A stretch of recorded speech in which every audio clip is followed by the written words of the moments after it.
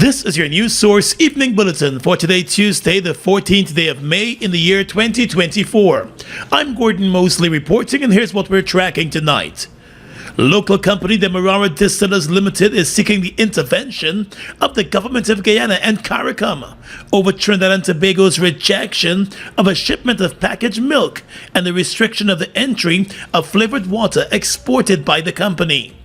At a late afternoon press conference, DDL's chairman and chief executive officer, Komal Samaru, explained that the company exported 4 20-foot containers of its packaged milk and flavored water to Trinidad and Tobago for a distributor there during the month of March. He said a $100,000 packaged milk shipment was completely denied entry and returned to Guyana, while the flavored water is still to make it onto the Trinidadian market, as it is now facing a number of import hurdles. Samaru said the treatment of his company's exports to Trinidad is unfair, especially when one takes into account the fact that Guyana imports similar products from Trinidad and Tobago, and those products do not face any such hurdles. He said there should be equal and even access to markets in the region, and his company now intends to take the issue far. You cannot develop a common market with different sets of rules where you have ready access to one market and that market has restricted access to your market. The rules have got to be even and level so that everybody got a fair chance. Right now, we do not have a fair chance. Mr. Samaru said his company engaged with a team from the Trinidad and Tobago's Ministry of Trade on Monday to discuss the issue. He said the company was advised of what he called an extremely onerous and stringent process for the importation of animal and animal-based products based on the provisions of Trinidad and Tobago's Animal Disease and Importation Act of 2020. DDL finds these requirements contrary to the spirit of interregional trade, especially since we are reliably informed that Guyana has no such reciprocal requirements for importation of similar products from Trinidad and Tobago. DDL therefore requests the government of Guyana to take note of these developments and seek to ensure that there is a balance and equity in the trade relations with Trinidad and Tobago. Samaru said what the authorities in Trinidad and Tobago are doing is simply wrong, and the matter must be addressed. If you're going to accept as a norm different set of rules and different standards, then we can't have free trade.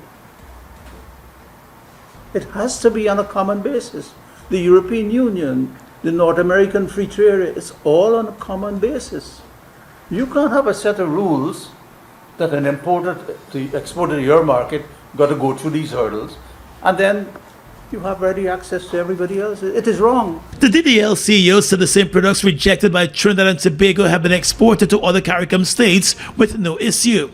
He said all requirements were followed by his company, and the rejected products are of the highest quality, even getting full approval by the U.S. Food and Drugs Administration. He is hoping that the governments of Guyana and CARICOM move quickly to address the concerns of the Demerara Distillers Limited. DDL has been investing heavily in the milk business, with a company nearing completion of a multi-billion-dollar modern dairy farm at Moblissa along the Suzdijk-Linden Highway. For several years, honey exporters have been facing multiple hurdles to gain access to the Trinidad and Tobago market. Those exporters have also complained about the Trinidadian authorities not having a fair system that would allow their products on the market. That particular issue has also engaged CARICOM, but with little movement and little buzz. More news coming up in just a moment.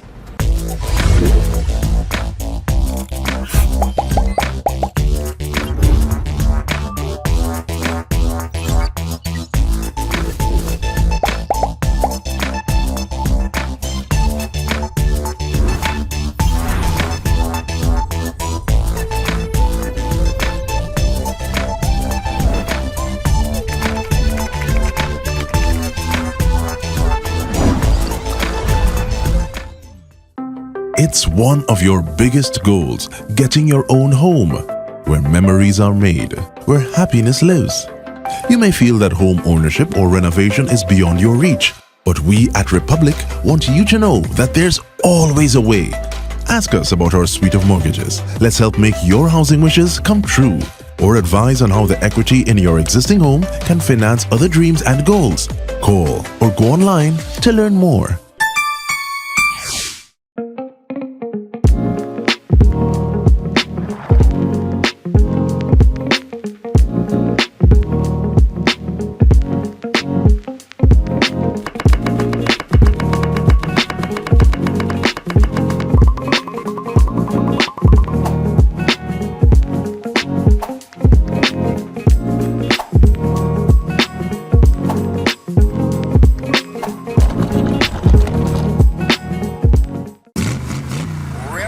Excitement and win the chance of a lifetime with Lucosade Energize Your Drive promotion. Enter to win a fully loaded Toyota CHR or a ton of cash. $500,000 and $250,000 respectively. Just purchase 2 or more Lucosade 360 milliliter at participating outlets. Write your contact details on the back of the receipt and place them in the marked boxes nationwide. It's that simple. And you're on your way to energize your drive with Lucosade. This promotion runs April 12th to June 7th, 2024. Terms and conditions apply.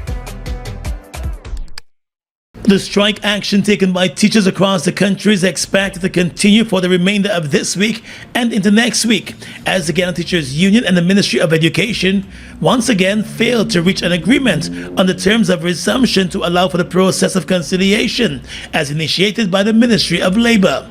Today, officials from the union and the Education Ministry met with the Chief Labor Officer Danishwar Deonarine for a second day, with the hope of arriving at an agreed position on the terms of resumption, but they were unable to do so after several hours of the meeting.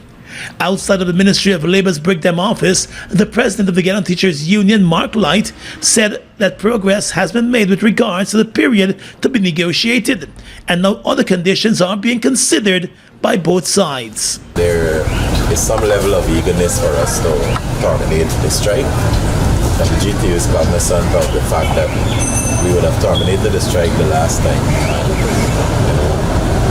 What should have been honored on that occasion wasn't honored, so we're making sure we check all the boxes before we sign a resumption. The government has insisted that it will only discuss salary increases for 2024 and beyond, while boycotting the outstanding 2019 to 2023 proposal that was submitted by the GTU 4 years ago. It is believed that the proposed terms of resumption would include both periods. Well, the major issue would be the years. I think we have moved past that, and then we are looking at some other things that are on the table presently. So the PS and our team, they've gone to consult. The GTU president explained that while the union and the Education Ministry are meeting in the presence of the Chief Labor Officer, the process of conciliation has not commenced. However, it will once an agreement has been reached on the terms of resumption. It's formulated in such a way that it includes both years, because the conciliation process will determine the time frame. So that has been how it's worded, right? Because the ministry is saying that on the part of the government, they can only negotiate 2024 and onward. The union is sticking to its mandate of 2019-2023. So the mediation process should bring us to a place where we can trash that out. The talks between the two sides and the Ministry of Labor will continue next Monday. However, in the interim, the strike action is expected to continue. Teachers will remain home tomorrow. With the ongoing conciliation talks between the Ministry of Education and the Guyana Teachers Union continuing this morning, Minister of Education Priya Manak Chand noted the concerns of her ministry about the learning loss that is being experienced as a result of the absence of teachers from the classrooms. Teachers across the country resumed their strike action last Thursday to press the government to begin salary negotiations and examine their union's 2019 to 2023 proposal. The government has been pushing for negotiations to only begin from this year and move forward.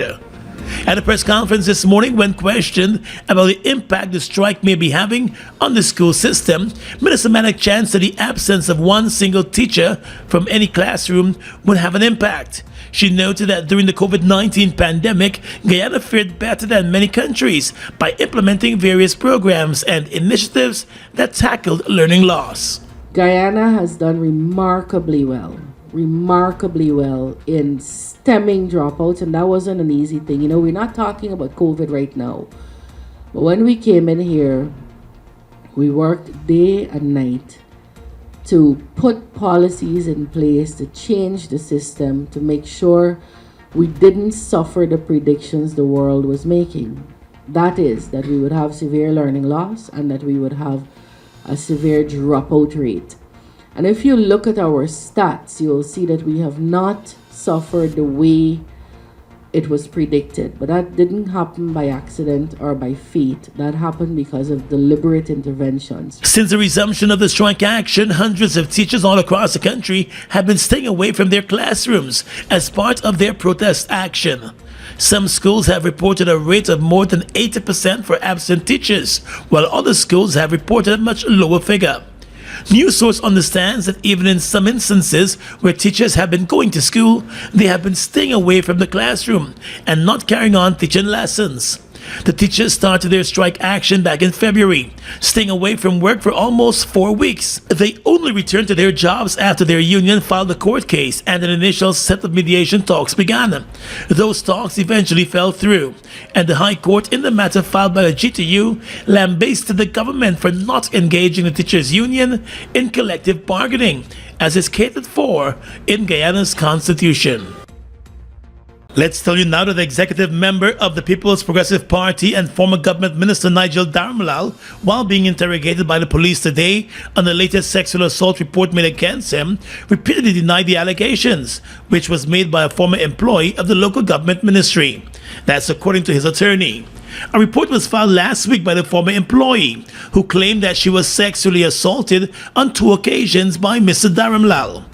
In the company of his attorney Bernard De Silva, Darmalal surrendered to investigators at the Cove and John police station this morning, where he faced several hours of questioning. His attorney Bernard De Silva told reporters that the former minister has vehemently denied the allegations. He is cooperating with the police. I have had the privilege of turning him in. He just conducted an interview of which he denied all the allegations, and the police will have to take it from there. However, while the attorney left the police station at the conclusion of the first interview session just after 10 o'clock this morning, Darmalal remained in police custody to be processed. I have full confidence in the police to do their work. I do not want to interfere, and therefore I would not want to remain with him. I've given him instructions, and he's matured enough to follow my instructions. Up to late this afternoon, the former government minister was still in police custody, with the police force only saying that the investigations are ongoing. Back in 2023, Darmalal faced similar allegations, resulting in his resignation as a government minister and a member of parliament. A teenage schoolgirl had alleged that he sexually assaulted her. Darmalal also denied those allegations, and the complainant eventually recanted her claims just as charges were being prepared for filing. But there were reports that a financial settlement might have been reached in that case. The teenage girl had, however, detailed her allegations to at least 2 women's rights organizations and a number of other officials. In 2022, a New York-based woman had also complained about being sexually harassed by Darmalal. The woman provided screen grabs of conversations on Facebook and also revealed that a politician shared nude images of him with her while requesting that she do the same. She said she blocked his advances and wanted the matter to be probed. Ramp up your excitement and win the chance of a lifetime with Lucosade Energize Your Drive promotion. Enter to win a fully loaded Toyota CHR or a ton of cash. $500,000 and $250,000 respectively. Just purchase 2 or more Lucosade 360 milliliter at participating outlets. Write your contact details on the back of the receipt and place them in the marked boxes nationwide. It's that simple. And you're on your way to energize your drive with Lucosade. This promotion runs April 12th to June 7th, 2024. Terms and conditions apply. Mobil 1 is more than oil. It's many oils. It transforms at the molecular level. When cold, it's thicker than honey. When hot, it's thinner than water. Mobil 1 adapts and readapts to last longer. 16,000 kilometers between oil changes. That's your engine evolved. Sol Guyana is the authorized distributor of mobile lubricants.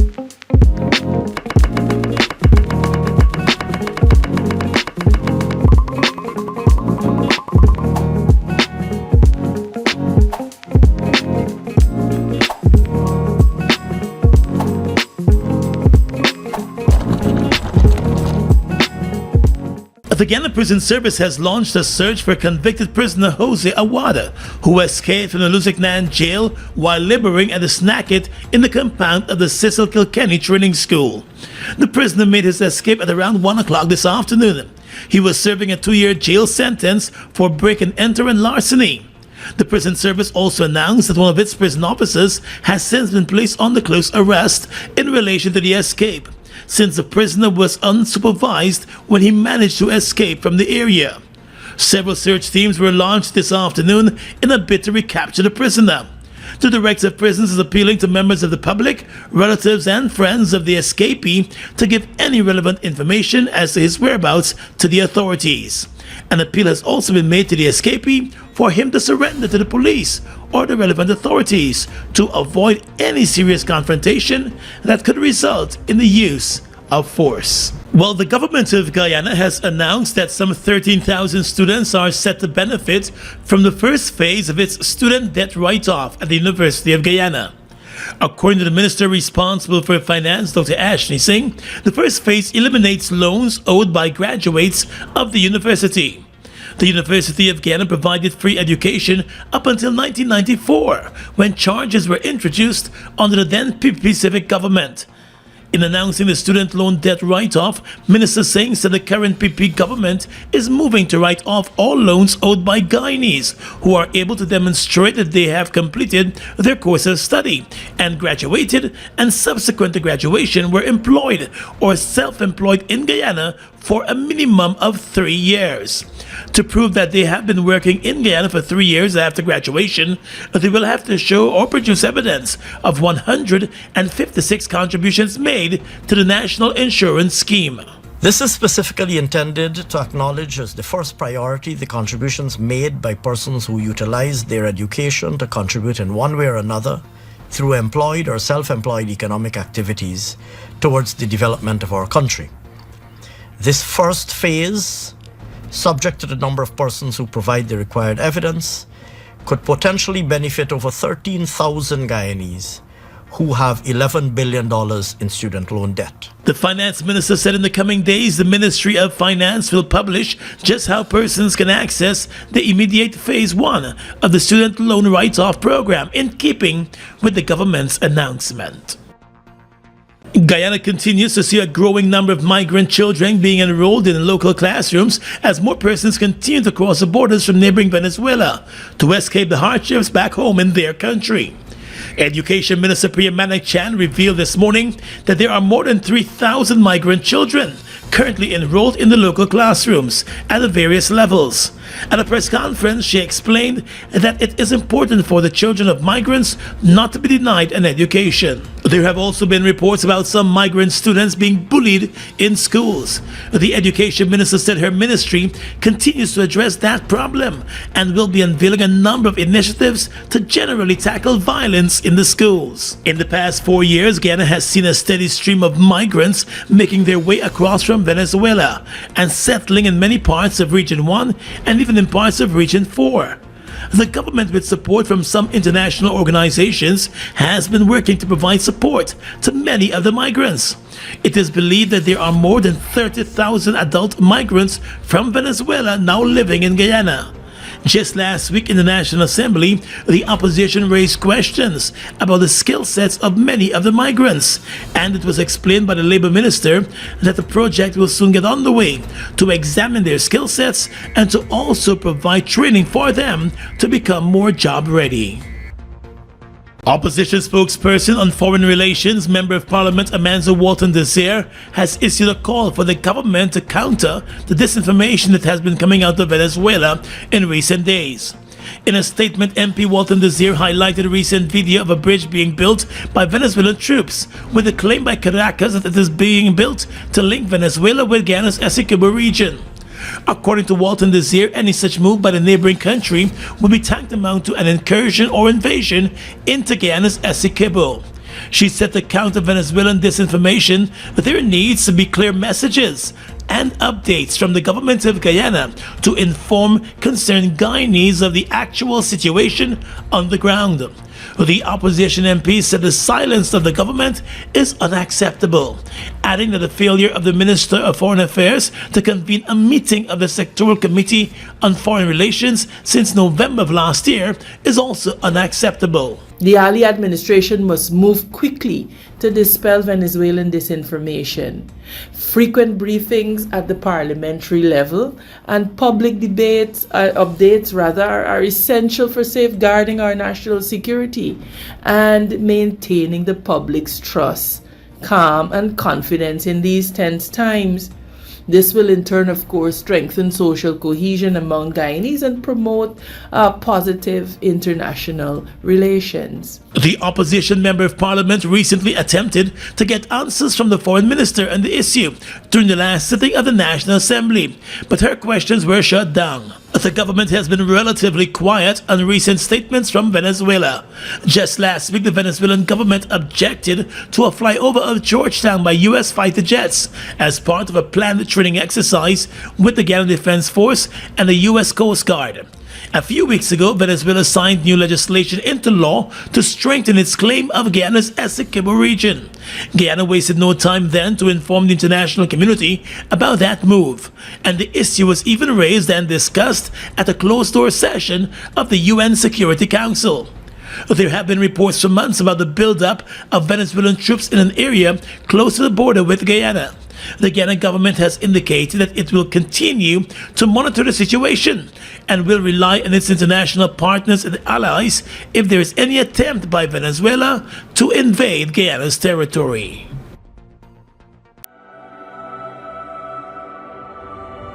Look at the breathtaking beauty of the Essequibo, from its pristine rivers to its abundant resources. It's a treasure that belongs to Guyana, and we ask Venezuela to respect the rule of international law.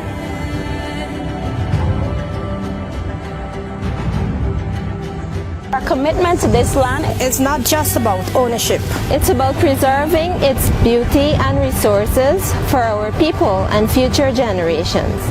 The controversy between Guyana and Venezuela was settled internationally as full, perfect and final in 1899. Essequibo belongs to Guyana.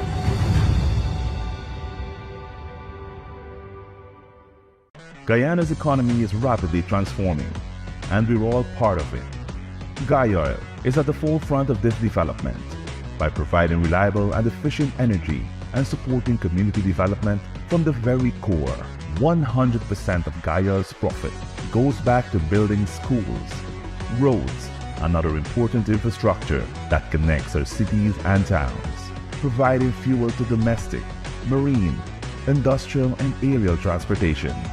Guyoil has now repositioned itself as market leader in the petroleum industry, building a better future for all of us. It's one of your biggest goals, getting your own home, where memories are made, where happiness lives. You may feel that home ownership or renovation is beyond your reach, but we at Republic want you to know that there's always a way. Ask us about our suite of mortgages. Let's help make your housing wishes come true. Or advise on how the equity in your existing home can finance other dreams and goals. Call or go online to learn more.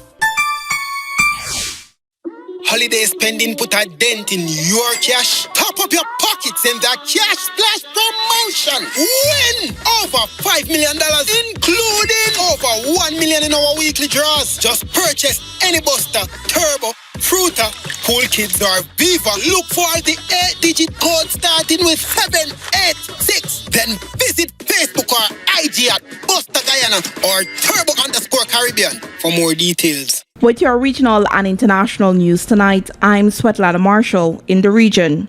Police in Peru reported 13 people killed in a crash on a highway in the South American country's Andean region, according to a radio announcement on Tuesday, marking the latest fatal incident in a place where such accidents are frequent. The crash involving a vehicle belonging to a local transportation company took place at 6:30 a.m. as the bus traveled from the capital, Lima. It was initially reported that 14 persons were injured, but a police colonel later told the press that there were at least 18 persons injured. 7 ambulances were dispatched to the site, as well as around 24 health personnel. The injured were taken to 3 separate hospitals for treatment. 26 police officers were injured in Mexico City on Monday in clashes with protesters who threw firecrackers, according to the BBC. The protesters were taking part in a demonstration demanding justice for 43 students who disappeared in 2014. They were angry at the release from the pre-trial detention last week of 8 soldiers suspected of involvement in the students' disappearance. The disappearance of the 43 and the substandard investigation into it has long incensed not just their families, but also human rights activists in Mexico and abroad. City officials said that 26 officers had sustained injuries from the firecrackers, including to their arms, legs, and buttocks, and had been taken to hospital for treatment. The protesters dispersed after the altercation. And finally tonight, international news. Israeli tanks pushed deeper into eastern Rafah on Tuesday, reaching some residential districts of the southern Gazan border city, where more than 1 million people had been sheltering, and stoking fears of further civilian casualties. Israel's international allies and aid groups have repeatedly warned against a ground incursion into refugee-packed Rafah. Israel says the operation is needed to root out the remaining fighters. Fighting has intensified elsewhere across the Gaza Strip in recent days, including in the north, with Israeli military heading back into areas where it had claimed to have dismantled Hamas months ago. Fierce gun battles were continuing late on Tuesday in northern Gaza at a refugee camp built for displaced Palestinians 75 years ago. And that's your News Source Evening Bulletin for tonight. I'm Svetlana Marshall reporting and encouraging you to stay safe.